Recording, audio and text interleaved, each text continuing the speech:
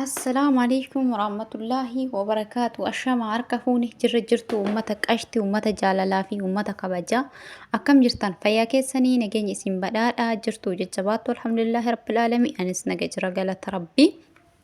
أما اللي ديبني ولت فيديو براك أواني ولت أفني جراكم بكم فورميشين جرا أسرت ولا جيسسنا. Egaa duraan dursa hordoftoonni kiyya jaalatamtootaa fi kabajamtoota taajjabtoota koo hundumti keessaniiyyuu hedduu takkanaaf galatoomaa ulfaadhaa harkaa fayyaa argadhaa isiniin jedha. Dhugaa dubbachuuf baay'ee na jajjabeessitanii ammallee jajjabinni keessan daran kana caalaa akka itti fufuu jaalalaa fi kabajaadha. Isin gaafadha viidiyoo kana laayik sheerii gochuudhaaf yaadaa fi komii qabdan koomentii jala naaf kaa'u hin dagatinaa isiniin jechuun jaaladha uummata qashtii. Egaa akkuma isi waadaa isiniif seene kinoo mucayyoo tanas qabadhee dhufee jira. Viidiyoo tana dura gadi dhiisee jedhee viidiyoo guyyaa gadi dhiisa irratti jechuudha. Viidiyoo mucayyoo Joordaan keessatti sammuu dhabdeen dubbattu. Bakka kana dhukkuba hin jettu boo'uudhaa fi laphee qabachuudhaa fi aaduu malee wanna biraa dubbachuu hin dandeessu jechuudha. Innaa Rabbiin inshallah irraa walaa kaasu. Mucayyoon tunis akkuma achi keessatti dubbadhe mucayyoon takkas mana keessatti affanamtee si ajjeesna jedhanii itti cufaniin ajjeesuudhaaf yaalii godhaa jirti. Arabdoonni jedhee isiniif dubbadheen ture. Kinoo akkuma waadaa isiniif gadi mucayyoon tanaadha. Mucayyoon dhalattuu shawaati. Biyya Joordaan keessatti guyyaa dheengaddaarraa mana addaatitti balbala itti cufuudhaan arabdoonni doorsisa garaagaraa irratti raawwataa jirti. Osooma doorsisni kun irratti raawwatamuu jidduutti lookeeshinii ijoollee wal dubbistuun lookeeshinii dabarsitee ergitee laattee namaaf ergite jechuudha. Lookeeshinii namaaf ergitee ergasii booda hafuurrisii kallattii kamiinuu hin dhabame jechuudha. Hamma ammaatti barbaadaa jiranii. Lookeeshiin ammoo tuyyuu ijoolleen guyyaa kaleessaa homaa wanti irra geetti hin jiru na ajjeesuudhaafiin qophii hundumaa xumuratanii jiranii. Khalaas na ajjeesuudhaaf na qaqqabaa jetteerti. Warroonni hordofaa jiranillee nafsee isii qaqqabanii baasanii fi akkuma jedhame ajjeefamee wanti irraa beeku hin jiru garuu hamma danda'ame hordofamaa jirti. Inshallah akka rabbiin isii baasu du'aayii nuuf godha. Kaleessummaa wanti irra gaame hin jiru. Hordofii malee wanti nafsee isii baate jedhame hin jiru. Irra gaamee foormeeshinii jiru hin jiru. Har'aallee garuu haga ammaatitti wanti jiru hin jiru. Silkii isii yeroo san lookeeshinaa ergitellee cufamee jira. Kanaaf hedduu haala hamaarra jiran biyyallee beeksiftee akka ajjeesuudhaaf doorsisni mana addaatti itti cufanii akka ajjeesuudhaaf wanni itti qophaa'aa jiran dubbatte maatiidhaaf dubbatte maatii halkanii guyyaa kan isaan boohaa jiranii harmeen halkanii guyyaa bootti. Wallahi hedduu nama dhiba hedduu nama dhukkubsa obboleewwan kiyya biyya Joordaan keessatti wanni ta'aa jiru biyyoota kam keessattuu lammiin keenya haara galfatee fi miti garuu haa ta'u malee biyya Joordaan keessa haala hamaadhaan wanti sila dhaga'uuf gurra namaatti illee hin tolle akka biyya Liibiyaatti wal fakkaatee deemaa jira jechuudha. Gocha Liibiyaa keessatti ijoollee keenyarra raawwatamu gara biyya Joordaan keessatti illee raawwatamaa jira jechuudha. Si dhibaa si dhukkubsa jechuudha. Wanni dubbachuuf nama dhibuu nama dhukkubsu jechuudha. Viidiyoo guyyaa gadhiisa mucayyoo san gadhiisa san yoo argitan sunillee biyya Joordaan keessatti sammuu dhabdee hin dubbattu. Laphee qabatti garaa qabatti malee hin dubbattu. Wanni isiin dubbattu hin jiru jechuudha mucayyoo sanilleedha. Hafuura baafachuu harganuu fi boo'uu qofaadha. Harganuu boo'uu laphee qabatti qoma kana uf qabdi jechuudha. Kana malee wanni isiin taate rakkoo isiidhaa maaltu akkasii dhibe wanni irraa beeknu hin jiru. Dhugaa dubbachuuf hedduu nama gaddisiisa. Mucayyoon biraallee ammallee jirti. Joordaan keessatti biyyuma Joordaan keessatti gochi hamaa akka irra raawwate. Obboleewwan kiyya wallahi wanta hamaa deemaa jira.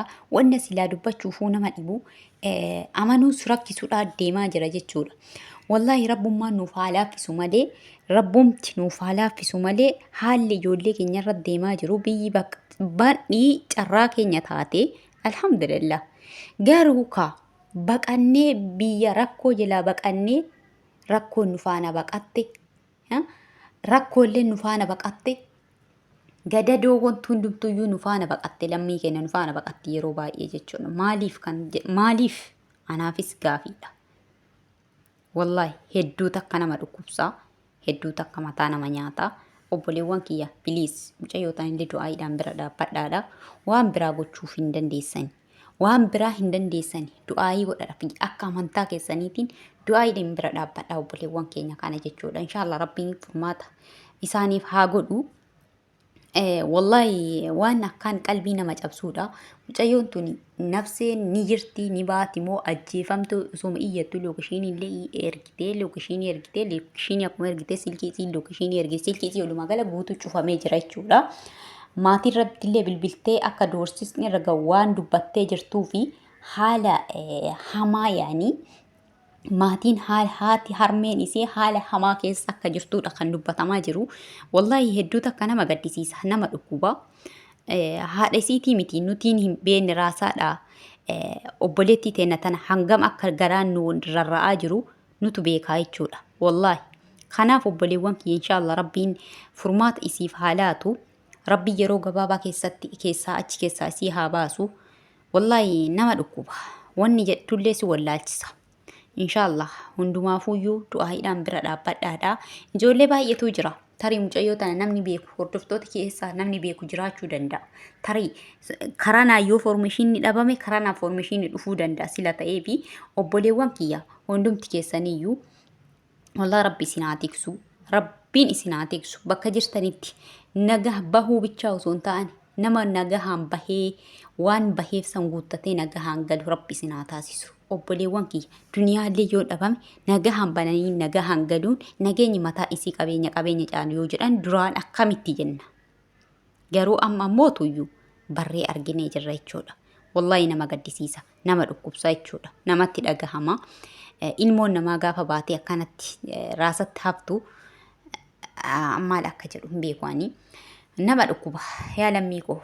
Wallahi boohichi carraa keenya ta'e hundumaafuu du'aayii godhaafiidha. Ka sheeriillee walii godhaadha.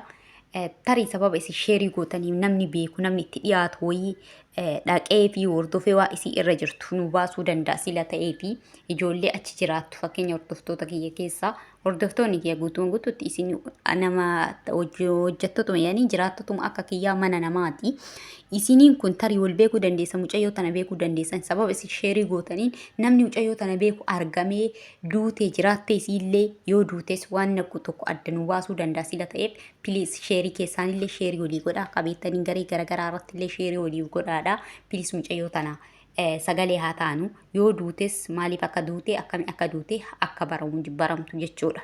Hedduu nama gaddisiisa. Anillee foormeeshina hamma humni kiyya danda'e hordofaa jirra. Ijoollee lookishiiniitti kenname sunillee hordofamaa jirra. Inshaallah hamma dandeenye dubbisaa jira. Waan irra gahee qulqulleeffadhe anillee asiin isinii fida jechuudha. Akkasuma mucayyoo biraallee jirti gocha hamaa irra raawwatame.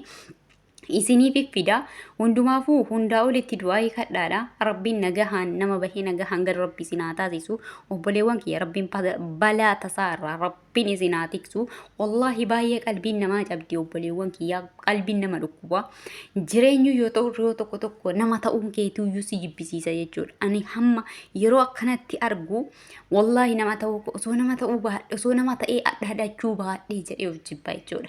Bara dhalli namaa bineensi bosonaa bineensi lafa muka keessa galu nafsee namaa caalaa kabaja argatee nafseen namaa bakka dhabde jechuudha. Keessattuu lammiin keenya ijoolleen Oromoodha. Nafseen teenna wallahi nafsee tiisisaa gahaa hin jirtu. Tiisisni bira kabaja argata jechuudha. Kanaaf inshaallah rabbiin nu haa birmatu. Baay'ee.